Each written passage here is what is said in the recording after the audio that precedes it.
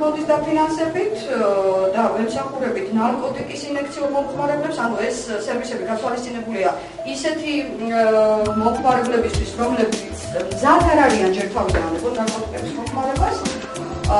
მუშაობს აქ კიდევ C-ჰეპატიტის ყრუნვალობის ხელმისაწვდომობის გაზრდის ესეთი ადვოკაციური პროექტი. კიდევ ეს არის ქალ წამალდამოკიდებულთა მუშაობთ, ეს არის კოალიციური პროექტი ძალადობისა განცდის ეროვნული ქსელთან ერთად, რომელ ორგანიზაციასაც მოინახულებს ქალბატონი დამარაშაყურებელთან იყავებს ამ ორგანიზაციას. და მეოთხე პროექტი ეს გახლავთ პაციენტის სკოლა, ანუ ტუბერკულოზისა და შიდსის კონტროლი ნარკოტიკის ინექციურ მომხმარებლებში.